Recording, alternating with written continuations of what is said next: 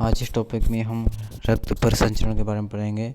रक्त परिसंचरण के बारे में पढ़ेंगे परिसंचरण के बारे में पढ़ेंगे। जीव जंतुओं में विभिन्न पदार्थ होते हैं, जैसे कि O2 होता है, CO2 होता है, पोषक तत्व होते हैं। आदि पदार्थों के परिवहन के लिए जिस तंत्र की आवश्यकता होती है उसे हम रक्त परिसंचरण तंत्र कहते हैं। यानी कि ऑक्सीजन, कार्बन डाइऑक्साइड और पोषक पदार्थों को ले जाने के लिए जिस तंत्र की हमें आवश्यकता होती है उसे हम क्या कहते हैं? रक्त परिसंचरण तंत्र कहते हैं। आगे चलते हैं। मानव में परिसंचरण तंत्र मुख्य रूप से रक्त तथा लसिका के द्वारा होता है। मानव में परिसंचरण किसके द्वारा होता है? रक्त और लसिका के द्वारा होता है। लसिका के द्वारा होता है। आगे चलते हैं।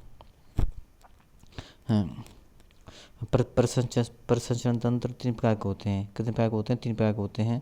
पहला होता है तुम्हारा सा ओपन ब्लड सर्कुलेटरी सिस्टम, यानी खुला रक्त परिसंचरण होता है। दूसरा होता है क्लोज ब्लड सर्कुलेशन सिस्टम, यानी बंद रक्त परिसंचरण होता है। तीसरा होता है तुम्हारा मिक्स और खुला दोनों रक्त परिसंचरण होता है। यानी पहला तो ओपन होता है, दूसरा क्लोज होता है, तीसरा दोनों होते हैं, मिक्स होते हैं। तो आगे चलते हैं। ओपन ब्लड सर्कुलेशन सिस्टम, इसमें इस प्रकार के तंत्र में रक्त बिना किसी प्रेशर दाब के आगे बढ़ता है, जैसे तिचल्टा और घोंघा में इस प्रकार का ब्लड प्रेशर पाया जाता है। आगे दूसरा होता है क्लोज ब्लड सर्कुलेशन सिस्टम, यानी क्लोज यानी कि बंद रक्त प्रसंचरण। बंद रक्त प्रसंचरण किसमें पाया जाता है? इसमें रक्त नली के माध्यम से एक निश्चित प्रेशर या दाब से आगे बढ़ता है। निश्चित प्रेशर या दाब से आगे बढ़ता है, इसे बोलते हैं हम क्लोज ब्लड सर्कुलेशन सिस्टम। जैसे कि मानव और स्तनधारी जंतुओं में और केंचुआ में भी होता है, एक सिस्टम से आगे बढ़ता है। आगे चलते हैं। मिक्स में क्या होता है? इसमें दोनों क्रियाएं होती हैं, कभी निश्चित प्रेशर से तो कभी वैसे ही कम बढ़ती होता रहता है, जैसे मछलियों में मेढक में होता है। आगे चलते हैं। परिसंचरण तंत्र को दो भागों में बांटा गया है। कितने भागों में बांटा गया? दो भागों में बांटा गया है। एक तो रुधिर परिसंचरण तंत्र होता है, रुधिर परिसंचरण तंत्र होता है। दूसरा लसिका तंत्र होता है। रुधिर परिसंचरण तंत्र के बारे में पढ़ेंगे। पहले ये निम्न भागों में संपन्न होता है। पहला होता है हृदय, धमनियों, शिराओं, रुधिर और सब फेफड़ों या लंग्स। रक्त परिसंचरण की खोज किसने की थी? विलियम हार्वे ने की थी। विलियम हार्वे ने की थी, रक्त परिसंचरण की खोज की थी। आगे चलते हैं। धमनी 1628 ईस्वी में की थी। 1628 ईस्वी में विलियम हार्वे ने की थी। आगे चलते हैं। धमनी रक्त को ले जाती हैं, हृदय से अंग तक ले जाते हैं। धमनी हृदय से अंग तक ले जाती हैं रक्त। उसमें कौन सा रक्त होता है? शुद्ध रक्त होता है। शुद्ध रक्त का मतलब होता है इसमें ऑक्सीजन युक्त रक्त होता है। दूसरा होता है पल्मोनरी धमनी इसका अपवाद माना जाता है, यानी धमनी में शुद्ध बहता है, लेकिन पल्मोनरी अगर धमनी लग जाएगी तो वो अशुद्ध रक्त ले जाएगी। यानी कि इसमें CO2 कार्बन डाइऑक्साइड युक्त रक्त होता है, अशुद्ध रक्त ले जाती हैं, हृदय से फेफड़े की ओर ले जाती हैं। तीसरा होता है शिरा में क्या होता है? शिरा अशुद्ध रक्त शरीर से हृदय की ओर लाती हैं। शिरा क्या ले जाती हैं? अशुद्ध रक्त ले जाती हैं, यानी कि कार्बन डाइऑक्साइड युक्त रक्त ले जाती हैं। कहाँ पर ले जाती हैं? शरीर से हृदय की तरफ लाती हैं। और पल्मोनरी शिरा क्या होता है? पल्मोनरी शिरा में तुम्हारे साथ शुद्ध रक्त होता है जो फेफड़ों से हृदय तक आता है। शुद्ध रक्त लाती हैं फेफड़ों से हृदय तक। आगे चलते हैं। रक्त बहाने क्या होता है? रक्त बहाने होती है रक्त को ले जाने और लाने वाली नसों को रक्त वाहिनी कहते हैं। रक्त को ले जाना और लाना क्या कहलाता है? रक्त वाहिनी कहलाता है। क्या कहलाता है? रक्त वाहिनी कहलाता है। इसमें कौन कौन से आते हैं? इसमें धमनी और शिरा होती हैं। रक्त वाहिनी में कौन कौन सी होती हैं? धमनी और शिरा होती हैं। आगे चलते हैं। धमनी एक तरफ शिरा है। देखते हैं।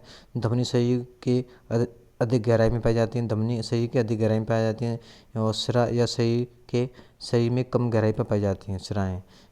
इसमें रक्त दाब और स्पीड दोनों अधिक होती हैं, जिसकी वजह से धमनी मोटी होती है। प्रेशर 120 होता है धमनी में।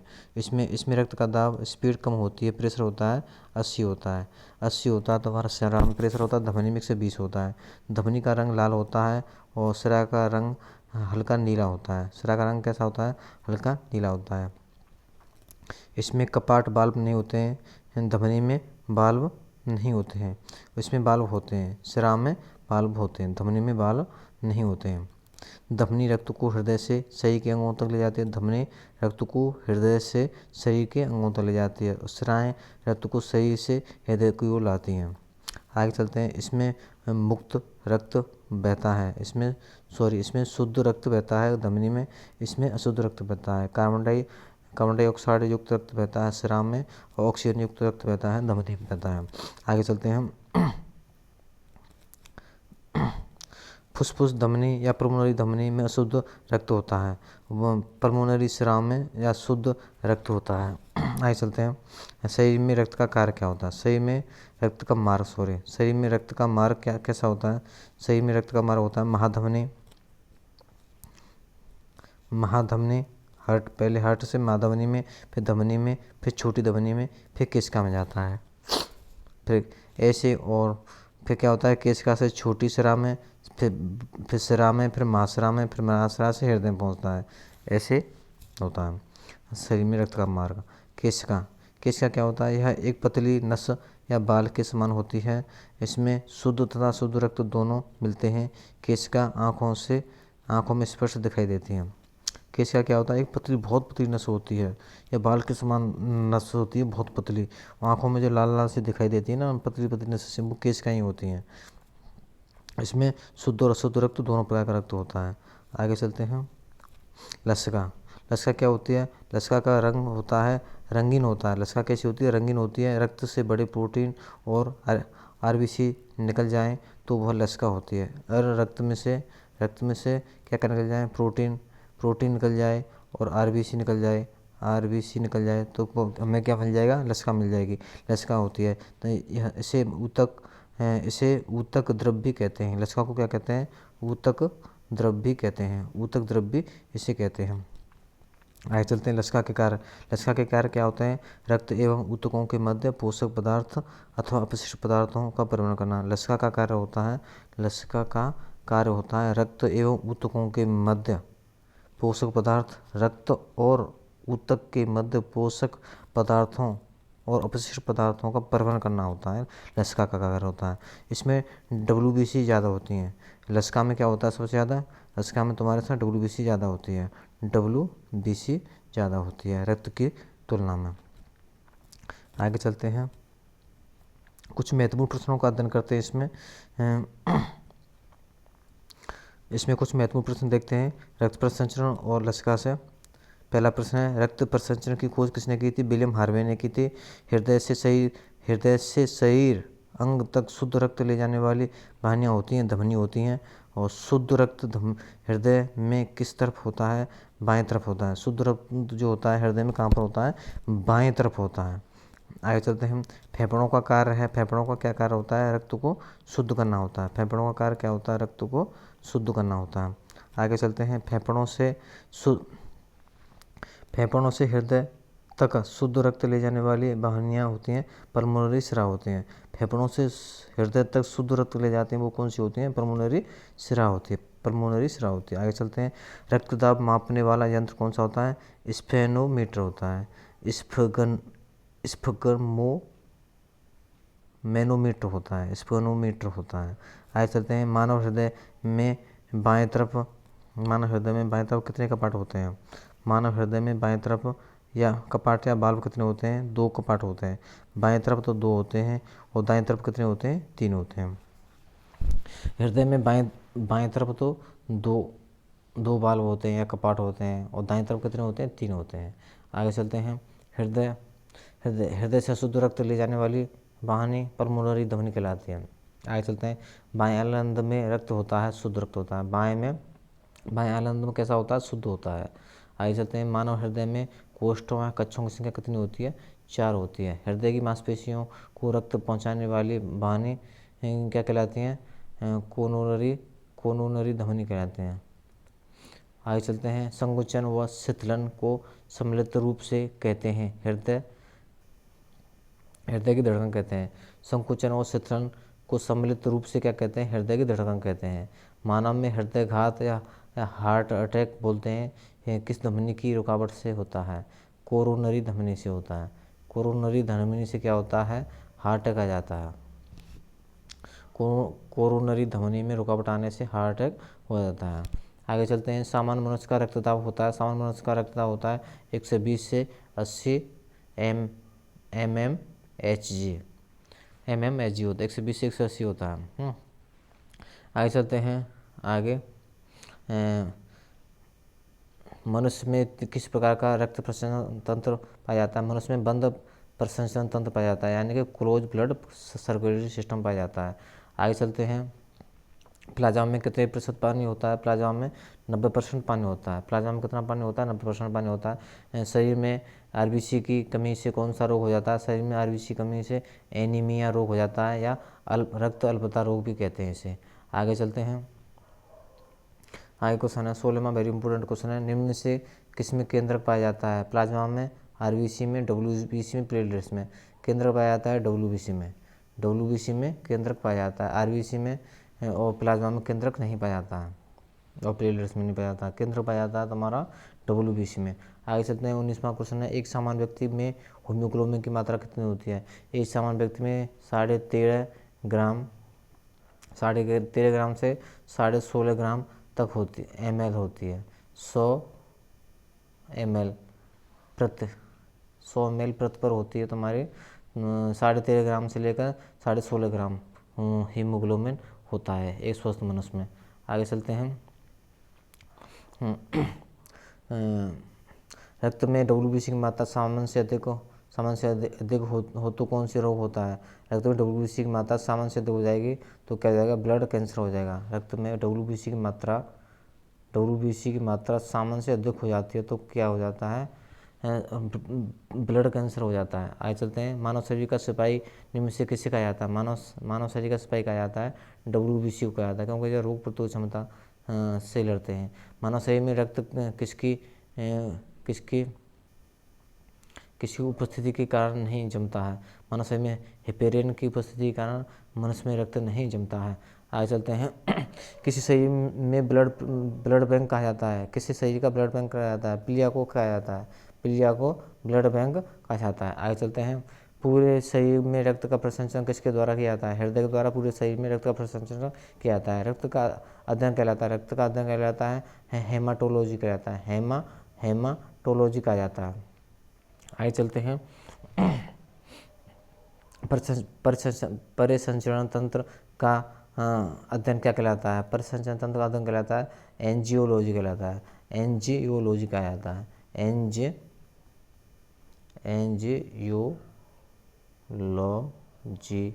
कहा जाता है।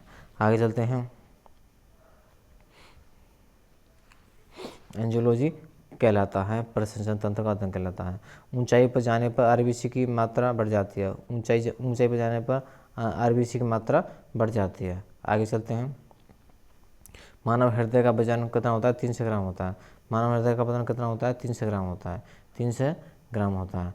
आगे चलते हैं, हृदय 1 मिनट में 70 से 72 बार धड़कता है। आगे चलते हैं, 100 ml रक्त में ग्लूकोज की मात्रा कितनी होती है? 80 से 120 मिलीग्राम होती है। 100 ml रक्त में ग्लूकोज की मात्रा कितनी होती है? 80 से 120 ग्राम होती है। आगे चलते हैं,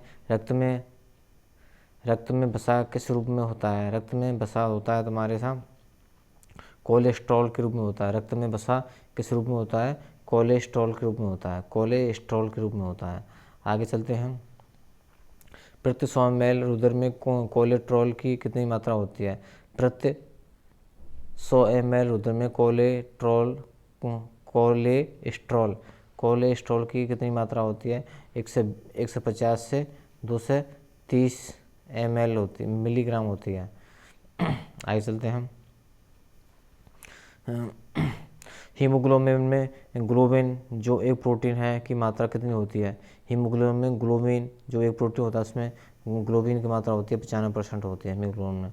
आरबीसी और डब्ल्यूबीसी का अनुपात कितना होता है? आरबीसी और डब्ल्यूबीसी का अनुपात होता है 6:1 होता है, सॉरी 6:1 नहीं, 6:1 होता है, इकाई दही सैकड़ा है। 6:1 होता है आरबीसी और डब्ल्यूबीसी का अनुपात होता है। आरबीसी का जीवन काल कितना होता है? 1 से 20 दिन होता है आरबीसी का, और डब्ल्यूबीसी का जीवन काल होता है 1 से 4 दिन होता है। आगे चलते हैं। पहाड़ों पर रहने वालों में मैदान में रहने वालों से कितना प्रतिशत आरबीसी अधिक होता है? पहाड़ों पर रहने वालों में मैदान में रहने वाले लोगों से कितना प्रतिशत आरबीसी अधिक होता है? 20% आरबीसी अधिक होता है। यानी कि पहाड़ों पर ऊंचाई पर आरबीसी बढ़ जाता है, और पहाड़ों पर मैदानी लोगों की अपेक्षा उनमें 20% अधिक क्या होता है? उनमें 20% अधिक आरबीसी होता है। आगे चलते हैं। हो गया क्या? एक सेकेंड। आगे चलते हैं। थोड़ा देर चलो। 37 क्वेश्चन है, हृदय की संकुचन अवस्था कहलाती है। हृदय की संकुचन अवस्था कहलाती है प्रकुंचन दाब कहलाती है। प्रकुंचन दाब कहलाती है। आगे चलते हैं। हृदय की शिथिलन अवस्था क्या कहलाती है? शिथिलन दाब कहलाती है। आगे चलते हैं। सिस्टोलिक प्रेशर का दाब रक्त में कितना होता है? सिस्टोलिक प्रेशर का दाब होता है तुम्हारा 120 mmHg होता है। सिस्टोलिक प्रेशर का दाब होता है 120 mmHg होता है। आगे चलते हैं। और सिस्टोलिक होता है 120, और डिस्टोलिक प्रेशर का दाब कितना होता है? डिस्टोलिक मान कम, सिस्टोलिक मान ज़्यादा। डिस्टोलिक का होता है 80 mmHg होता है। आगे चलते हैं। सीरम के अध्ययन को क्या कहते हैं? सीरम के अध्ययन को कहते हैं सीरोलॉजी कहते हैं। सीरम के अध्ययन को क्या कहते हैं? सीरोलॉजी कहते हैं। आगे चलते हैं। लसिका में कौन सा तत्व नहीं होता? लसिका में आरबीसी नहीं होता है, तत्व नहीं होते आरबीसी नहीं होता है। आगे चलते हैं। लसिका में रुधिर की अपेक्षा कौन सा तत्व अधिक होता है? रुधिर की अपेक्षा सबसे ज़्यादा लसिका में होता है डब्ल्यूबीसी होता है तुम्हारी लसिका में सबसे ज़्यादा होता है। आगे चलते हैं। शरीर में रुधिर की अपेक्षा लसिका की मात्रा कितनी अधिक होती है? शरीर में रुधिर की अपेक्षा लसिका की मात्रा कितनी अधिक होती है? 4 से 5 गुना होती है। शरीर में रुधिर की अपेक्षा लसिका की मात्रा 4 से 5 गुना अधिक होती है। आगे चलते हैं। मानव शरीर का कौन सा अंग शर्करा को ग्लाइकोजन में बदल देता है? मानव शरीर का कौन सा अंग होता है जो शर्करा को ग्लाइकोजन में बदल देता है? वो होता है यकृत होता है, या लीवर कह सकते हैं इसे। वो यह क्या करता है? या शर्करा को ग्लाइकोजन में बदल देता है। आगे चलते हैं। यकृत द्वारा स्रावित कौन सा हार्मोन्स रुधिर वाहिनियों में रक्त को जमने नहीं देता है?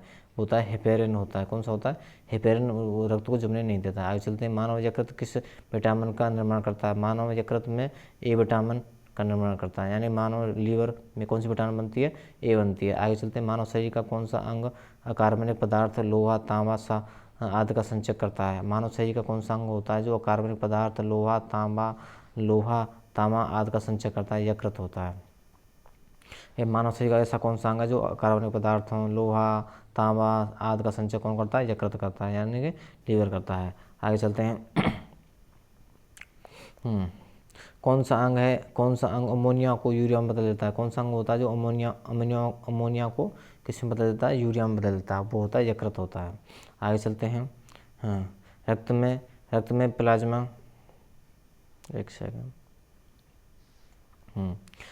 आगे चलते हैं। रक्त में प्लाज्मा की मात्रा कितनी होती है? रक्त में प्लाज्मा की मात्रा होती है 60% होती है। प्लाज्मा कितना होता है? रक्त में 60% होता है, और 40% होते हैं रुद्राणु में तुम्हारे साथ डब्ल्यूबीसी, आरबीसी और प्लेटलेट्स होते हैं। आगे चलते हैं। आरबीसी के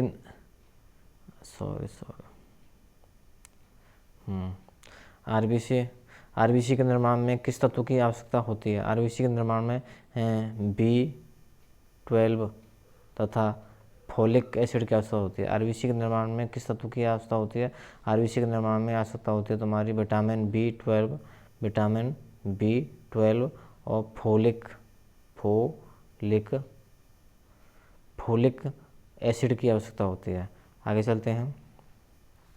लाल लाल रक्त कणिकाओं का निर्माण कहाँ होता है? लाल रक्त कणिकाओं का निर्माण होता है लाल अस्थि मज्जा में होता है। लाल रक्त कणिकाओं का निर्माण कहाँ होता है? लाल अस्थि मज्जा में होता है।